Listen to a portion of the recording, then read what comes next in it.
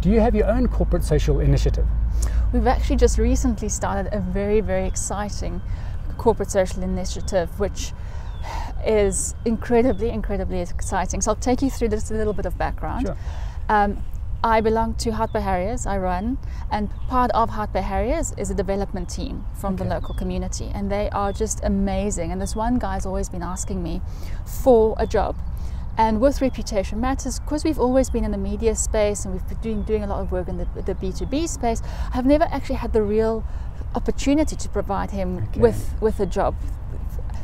Then, with us doing a lot more in the research space, because that's where we've been heading towards with the reputation research, we now have an opportunity where we're doing a lot more field work, where we're actually going out to communities, to people in factories, on shop floors, to have face-to-face interviews with them, to get their perceptions of an organization.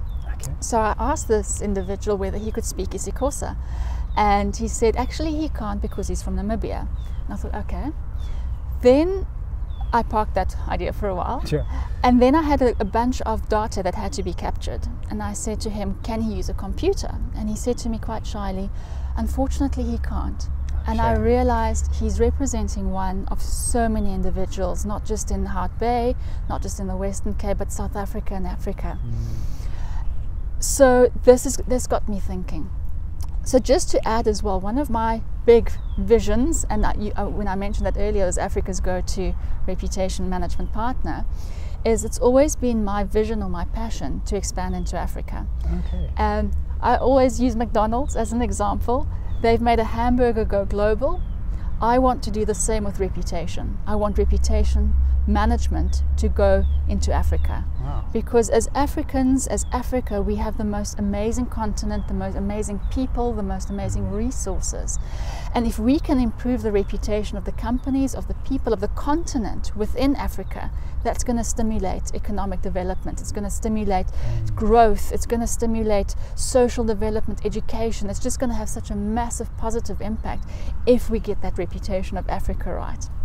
So going back to our CSI initiative, is I've been on this mission to have a look, how do we encourage computer skills? Because it's just helps people to get into the job market, to be able to use basic computer skills. So in my journey, I've met with a crowd called Quirky 30, and that's an interview by itself and a conversation by itself. They are teaching guys in Langa how to code and build websites. Oh, I've heard of that. So they're teaching young mums and people that haven't finished school necessarily to code. So I had the conversation with them and I said, how do we make this go into Africa? So one of the big things when it comes to community work is to start in the communities in which we work. So I wanted to first do a little blueprint pilot in Hout Bay so that I can see how it works, so that we can cookie cutter it across South Africa and then ultimately into Africa. And they said, if you can find us a computer room, they will help with the facilitators. Wow. So I've been on this MAD mission. So MAD stands for Making a Difference and My African Dream. Great. And I found the most amazing school facility in Hout Bay, where we in the last week have been piloting basic computer skills. We starting with looking at a coding. So the basic computer skills is a 4-week course, Word, Excel, Outlook.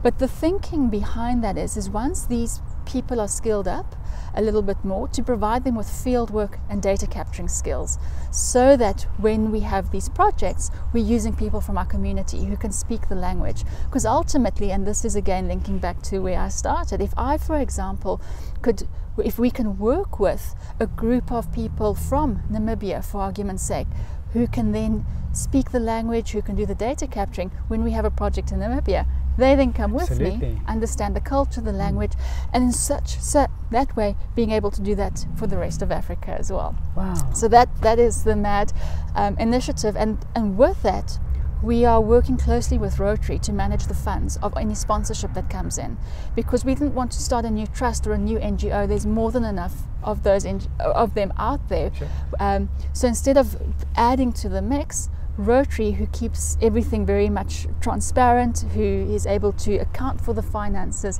is the partner in terms of being able to work on that. Wow, awesome. I wish you luck with that. That sounds exciting.